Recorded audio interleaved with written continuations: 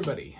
Today I'm making a video about making a roller nut for a crossbow lock. Roller nuts were probably the most common type of crossbow catch, let's say, that we saw right from the early medieval period right up till the early modern period. Very, very simple device, and that could be used with a very simple locking mechanism like a single axle lock, to like very complicated, almost like clockwork lock mechanisms that we saw in sort of later period German crossbows and so on.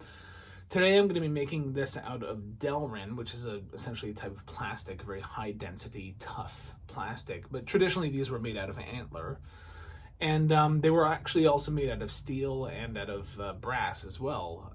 And I believe wood too. I have made one out of wood before. There are sort of safety concerns when you make these out of wood, so we're not going to cover that today. But yeah, so today we'll be making this out of Delrin, and this is very commonly available plastic that you can get. So let's dive right in. The first thing we're going to do is mark the width of the nut that we want. So in this case, we're using about 1 1/4 inches. It's about 32 millimeters. This one really depends on the crossbow that you're working on. It doesn't affect too much the performance, but you want to have enough width where you're going to end up with 2 fingers that are thick enough to hold the weight of the draw weight of the string, while still having a space enough in between where the bolt can go. And you'll see what I mean about that later on. But as I said, in this case, we're doing 1 1/4 inches, 32 millimeters. So that's what we're going to do. We've marked that out, and now we're going to cut that. So the way that I like to cut the nuts is with a simple hacksaw. You can also use a bandsaw for this operation, but yeah, I find the hacksaw works best because it gives you sort of the most control, so that you can make sure you have an accurate and square cut all the way around. If it's not perfectly square when you're done cutting, that's okay, because you can use sandpaper to sand down the faces to make sure that the nut is actually square, and we'll see how that works later on. So let's start sawing. And as I'm sawing, I'm going to keep rotating around and saw along the mark that I made at 1 1/4 inches. And I'm just going to keep going with that around and around and around until we've cut off the piece. And you can see that I'm actually not clamping it. I'm using this space here as a sort of secure and stable surface to hold this. That makes it easier for me to keep turning and turning and turning.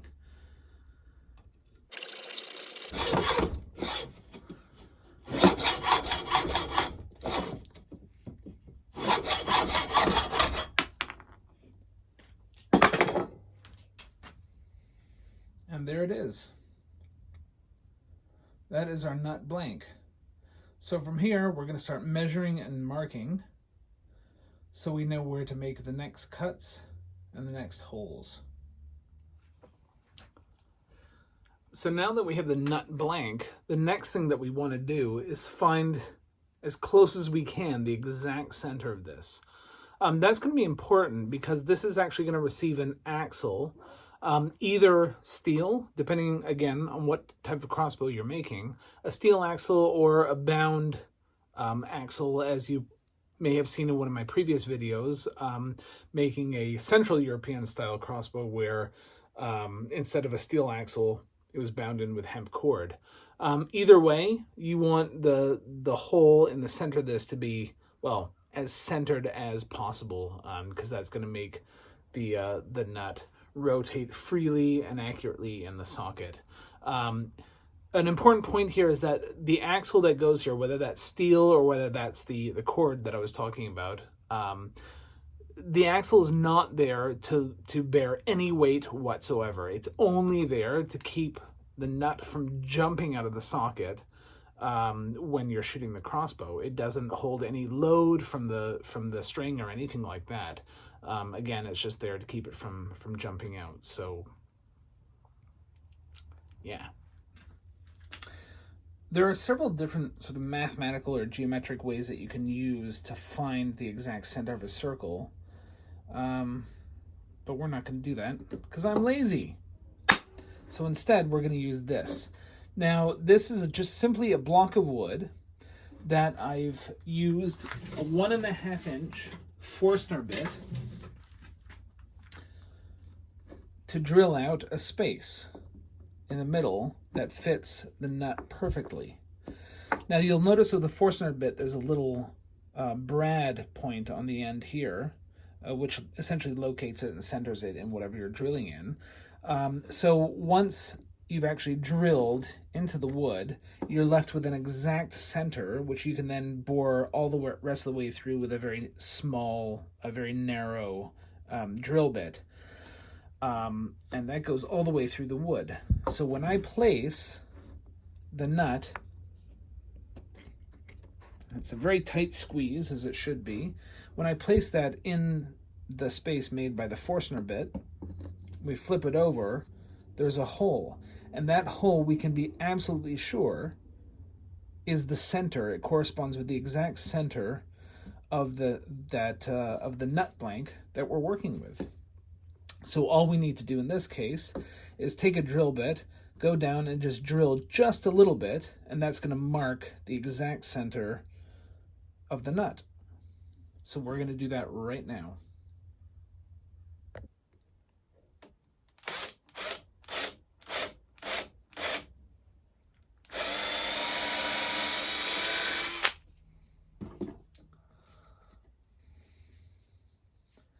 Can sometimes be a challenge to get the nut out of this because it's such a tight fit. So simply put it in a vise, cram it down, and pull it off. You can just see there the mark that we made for the center.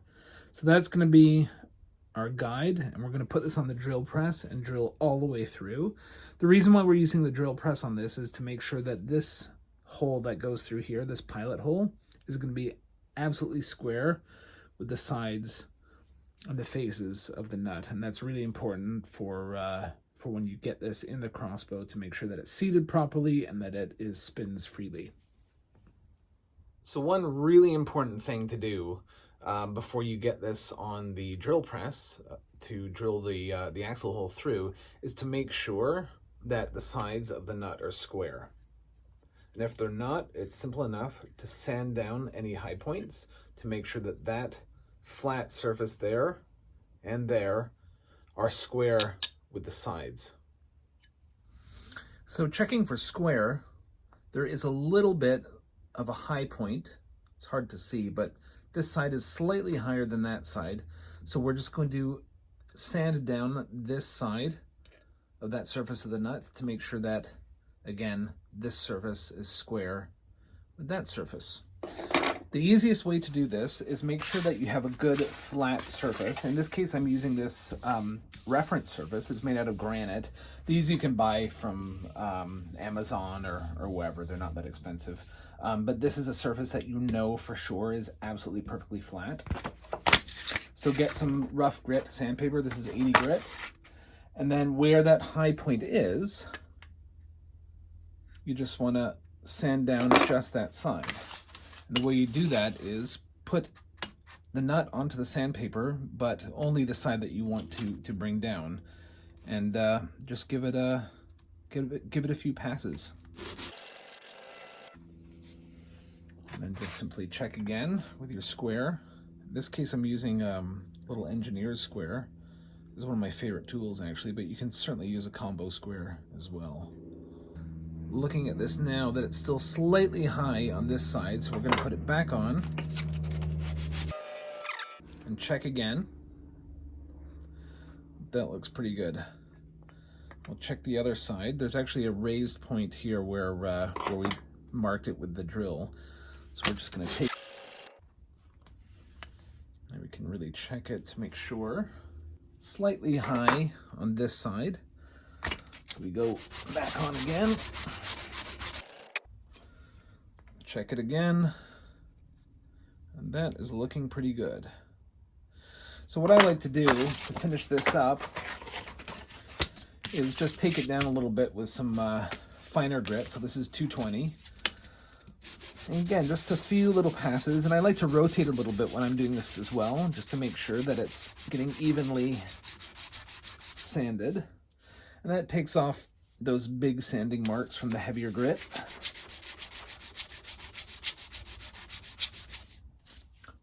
And that's done.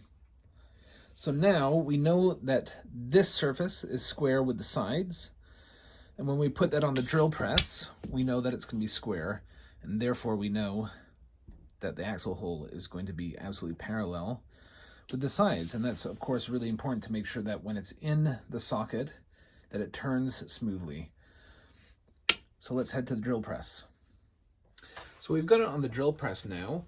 As you can see, I'm using a drill press vise for this.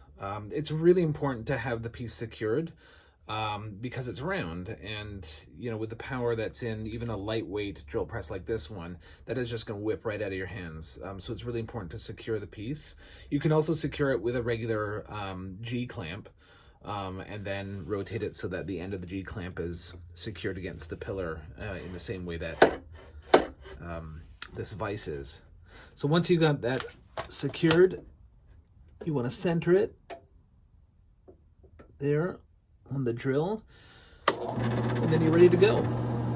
I like to take just slow, easy passes,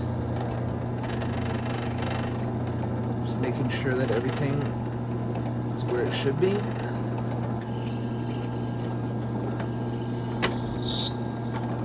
And we're through. So taking that out of the vise, checking, we're nicely all the way through. Looks good. So now that's done, we're gonna do some more measuring and marking and more drilling. So the next thing you want to do is essentially find the center line that's going to scribe out the diameter of the nut. I'm just taking a straight edge. Just take that line right through the axle hole you just cut. There you have it. Then using a square again, this line you want to carry right over onto the rounded sides.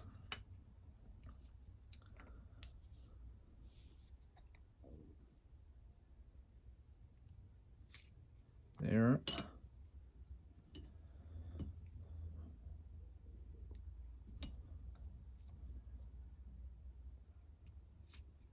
And there. So there we have a line across that side. We'll call that the top, and a line across the bottom. And next thing we're going to do is we're going to drill a hole right in the center of that line, and that's going to be a hole into which we'll put a steel piece of rod, which will act as the sear. And essentially all that is the contact point between the trigger lever and the nut. And having a piece of steel in there is just going to make this last way longer than it would otherwise, and it also reduces the friction, as we'll see. On the other side, we're going to measure out, so we've got a space in the center of this line, which is about 11/32 of an inch wide, 9 mil or thereabouts, and essentially that's the width of the arrows or the bolts that you're going to be shooting. And then on either side of that there'll be the fingers which actually catch the string, and in between which the bolt will sit. So we need to scribe out those measurements there, mark them, and then finally through each finger we're going to put an additional hole for more steel supports. It's actually traditionally the way these were made, particularly using organic material like antler as the way these nuts again were usually made. You want to make sure that that isn't going to crack under the forces involved, and so they always had steel pins through each of the fingers. So here I've measured and marked the center of that line, and I've marked it with an awl. Just made a slight depression in there, and that's going to help the drill bit locate when we put this back on the drill press to drill the slot for the sear pin. So we're going to drill the hole for the sear pin. And again, I'm using the drill press vise. Obviously, we're drilling into a rounded surface here. You have to have some way to secure this. And again, the drill press vise I find to be the best way to do it. You can also do this operation with a hand drill. There's not a super high level of precision that's required with this. But for me, I find the drill press is far and away the easiest way to do this stuff. And when you use it, you also know that all the holes that you're drilling are square.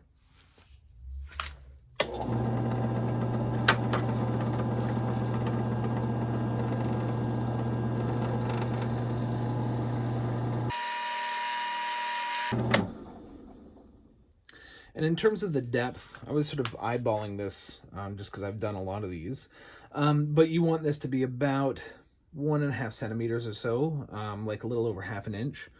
But you don't want it too far because you really don't want to go through into the axle hole that we drilled previously. It's not the end of the world if you do, but it makes your life a lot easier if you don't, because then you can easily measure the depth of that, the hole for the sear pin, so that you can measure a piece of rod to cut to put the sear in. So now that we've got the hole for the sear drilled, the next thing we're going to do is we're going to start shaping the fingers. The first thing, the first sort of part of that process is shaping the back of the fingers, and essentially that's where the string is going to be held. And the easiest way to do that is simply drilling a hole through the top part of the nut. And that hole you want to be, I'd say, roughly about 5/16 of an inch. And you want to locate that hole about 1/4 inch down from the top, because about the top third of the nut is going to be sitting above the surface of the tiller, and that's the part of the nut that's going to catch the string. So halfway, so that's, for this, it's about 1/2 inch. So the center of that, of course, is 1/4 inch. So we're going to mark out that. And again, just double check and make sure you're doing this on the top, not on the side with the sear hole, but on the opposite side. So we're going to mark that with our calipers.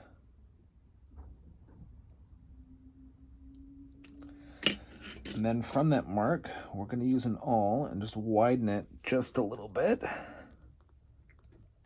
Make a nice depression that then the drill bit can use to locate when we drill it out. And that'll make a nice hole, and we're going to drill that all the way through. Again, back to the drill press. So back on the drill press here, again, in the drill press vise, making sure this is nice and secure. And we're going to roughly center the drill bit on that little dimple we made with the awl. And we're ready to rock.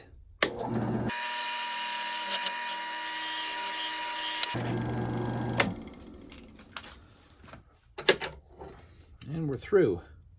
So you can see now we've got another hole, and that is the space behind the fingers, you'll see, that's going to hold the string.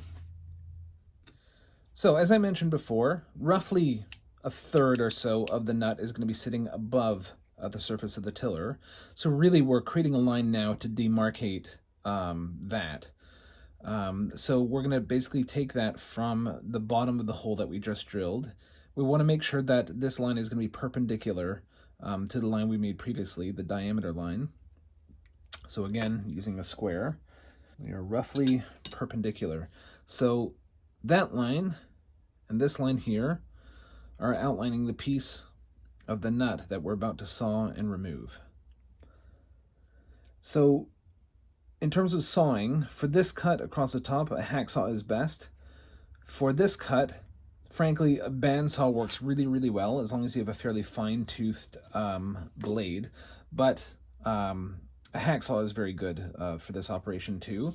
If you're using a hacksaw, you want to extend this line all the way over, obviously, to make sure that you have an accurate cut. So we'll do that now because we're going to do both of these saw cuts with a hacksaw. And there it is. So we're going to get this into the vise, and we'll start sawing.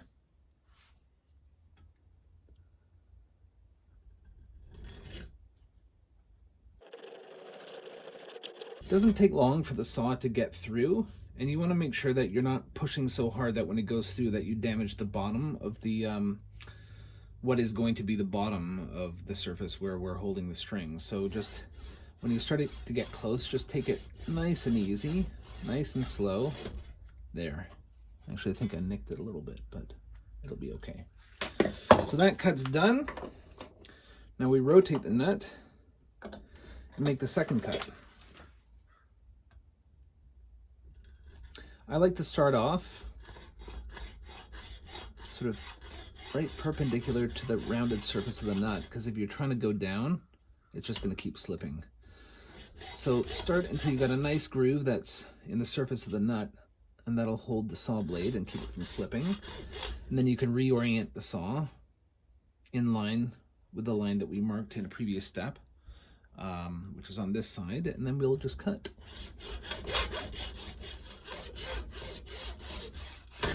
There.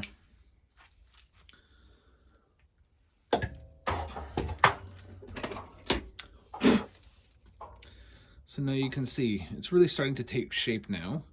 Obviously, these will be the fingers, and the string gets tucked behind there. We're gonna smooth all this out, all these rough saw marks. We're gonna smooth out the edges of the fingers and this ridge here, because obviously if it's sharp, it's gonna really wear away the string very quickly. So for this operation, really the carpenter's gauge is the best thing to use. I just find it's indispensable for all the work that I do, obviously not just on roller nuts, but on the tillers and everything. So I've marked out the lines on the nut that delineate the fingers. So I'm just going to align the pin in this gauge and cinch it up and tighten it. Double check it, looks good. And so that measurement, that line rather, we're going to scribe down just a little bit. It's a little hard to see. I'm going to do the other side.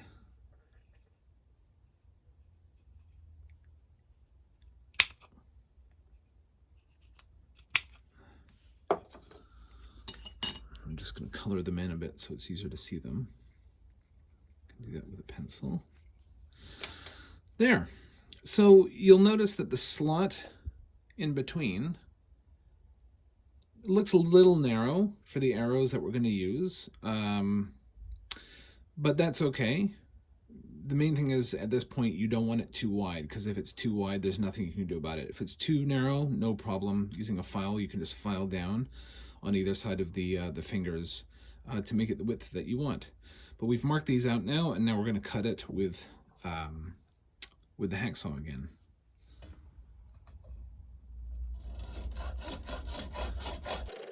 And it does not take long at all for the saw to get through. So you just want to be real careful and take it really easy so that you don't go too far down and cut deeper than the surface behind. That's about good. I'll do the other side.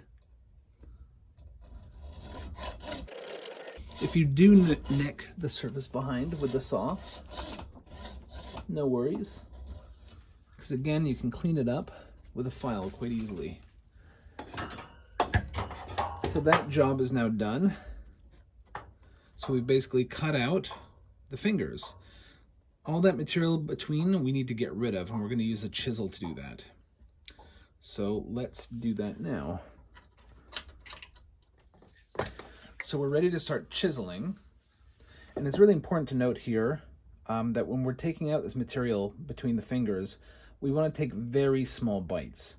If you try to take off too much, you risk cracking and chipping off a big chunk, or even chipping off a piece of one of the fingers, which you do not want to do.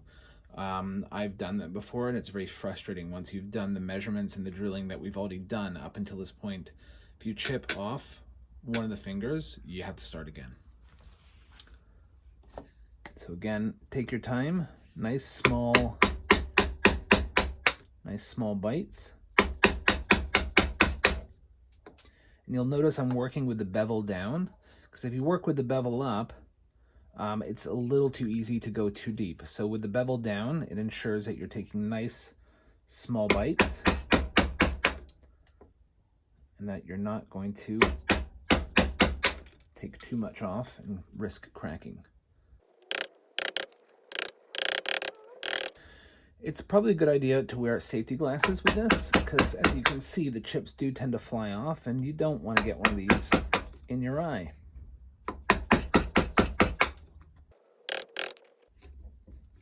You can kind of test the depth to see how parallel it is with the surface behind. It needs to go slightly deeper. You can pare it a little bit. And then we can finish this off with a file. We can work on the sides just a little bit. Make sure they're nice and square. You can even test with one of the bolt shafts that you're going to be doing. So you can see right now it's way too narrow. So I'm going to get a little bit more of an aggressive file and take some of that material off. And obviously we want to take the material off of both sides. And that ensures that the space between the fingers will remain centered on the nut. Yeah, we're starting to get there now. Just a little bit more.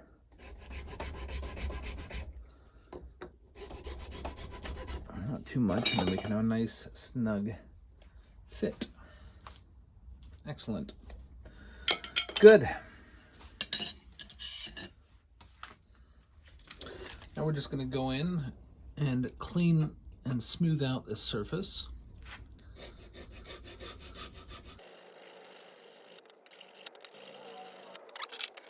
Do a bit more here.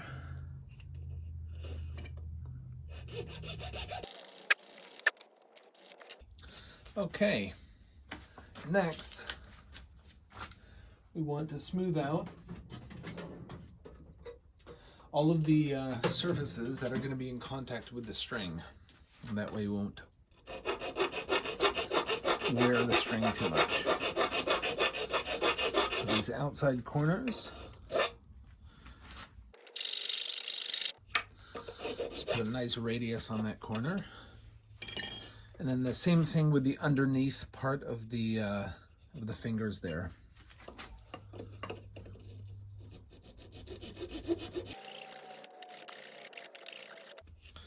There.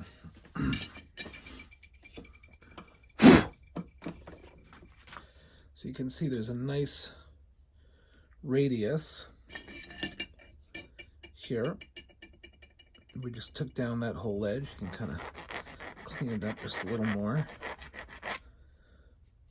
That's going to ensure that it's not cutting into the string.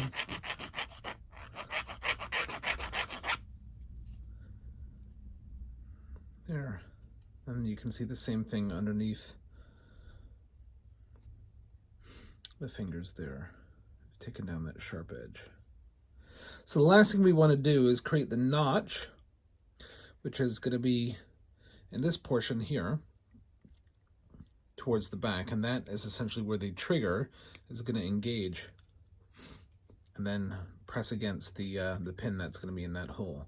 So basically we want to cut just a little notch here, only about 5 millimeters deep, or about, you know, 1/8 of an inch or so, maybe a little more, and about 10 mil wide, 3/8 inch, something like that, and that'll receive the end of the trigger.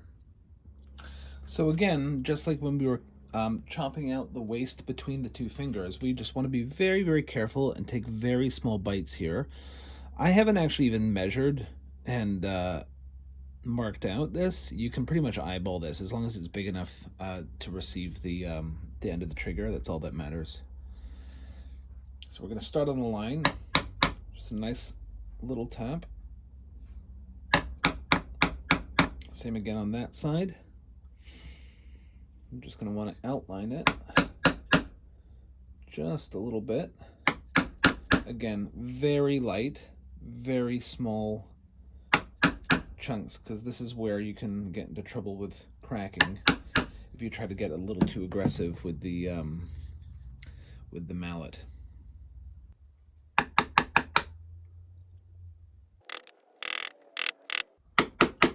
Just taking really light cuts here, because we don't want to chip the other end.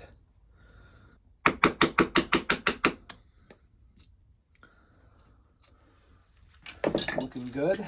We're just going to check the depth right now. And again, I'm using my calipers.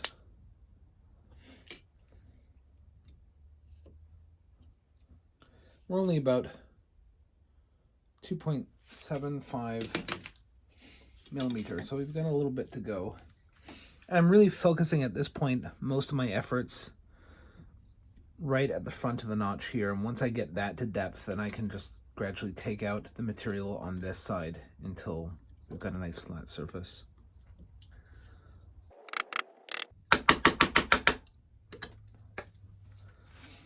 I'm going to check it again.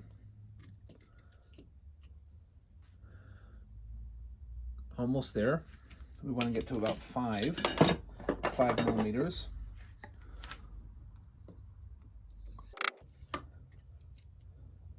4.5. I think that'll do. That's good.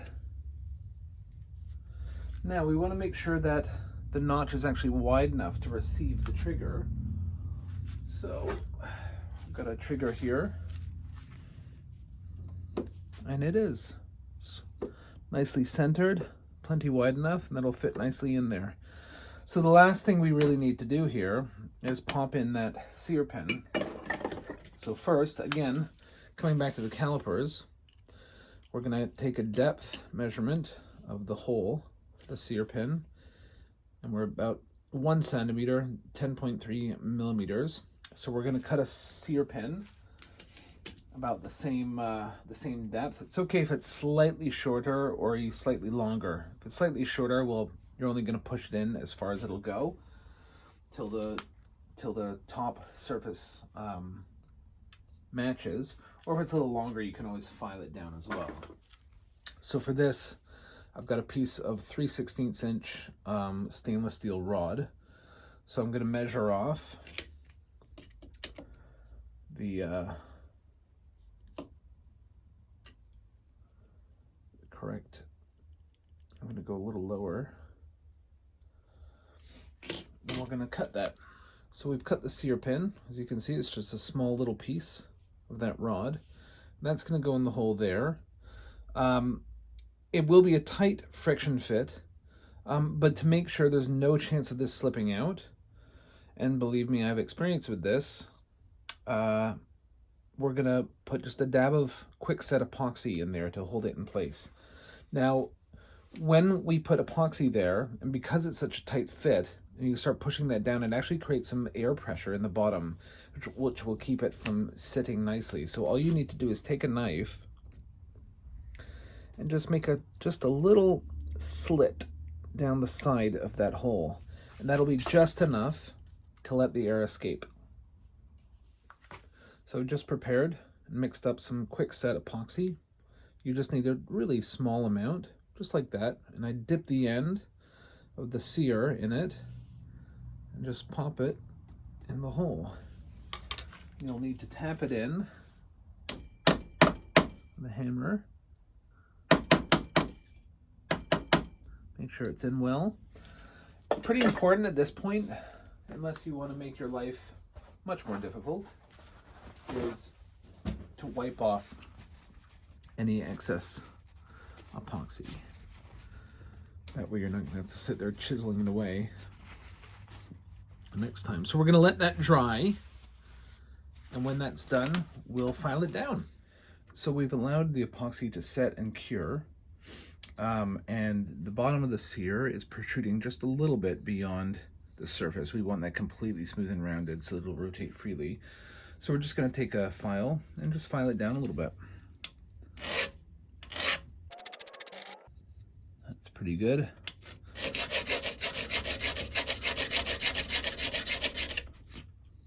There.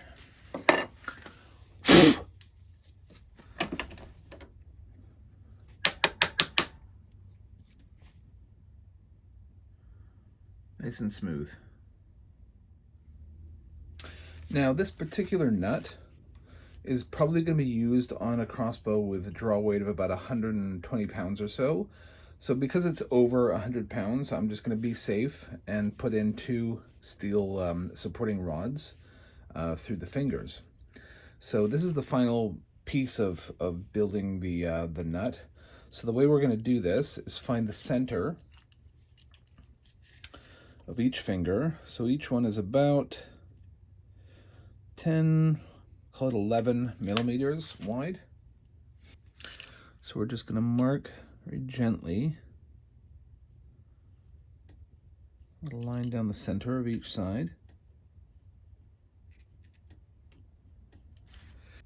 Again, these measurements don't have to be totally exact.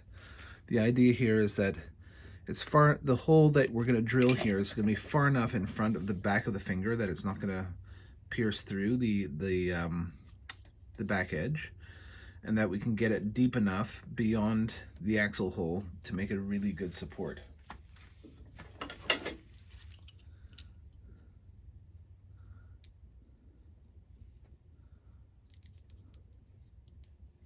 I'm just going to color these in a little bit so that we can see what we've done.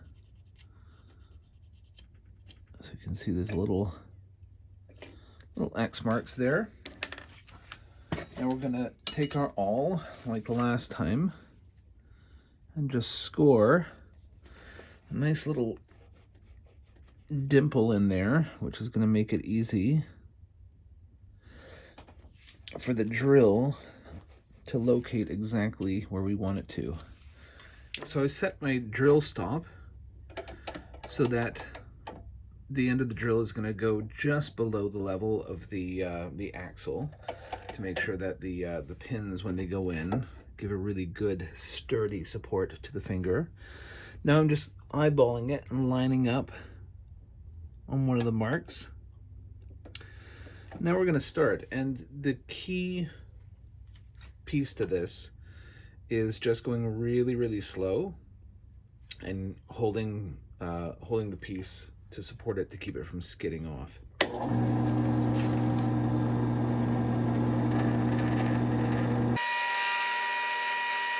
You see now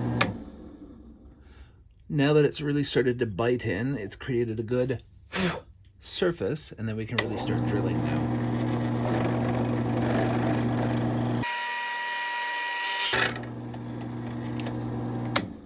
There's one hole.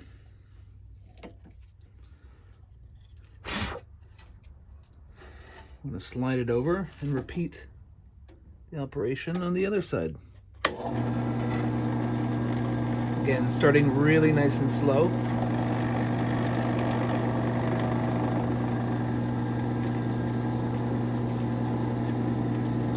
We're slightly off center. So I'm going to try to correct a little bit here. And I'm holding the piece with my hand a little bit just so it doesn't slide while it finds a purchase in there. And then we're in. We just drill out the rest of the hole.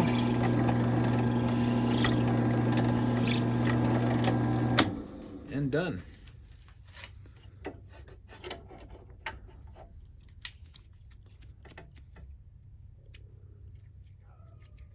There, looks pretty good. And those extend just about to that point there.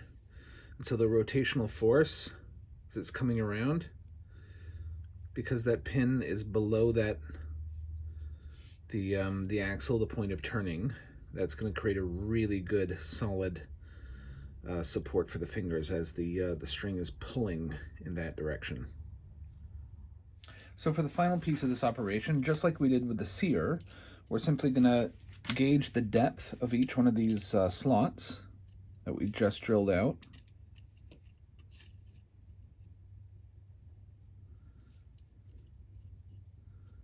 And we're going to mark that depth onto our piece of stainless steel rod, and we're going to cut a couple of chunks and drop them in the holes. And just like with the sear, I've mixed up some quickset epoxy. I'm going to dip the end in, pop it in the hole, give it a few taps. That's in nicely. Now the other one.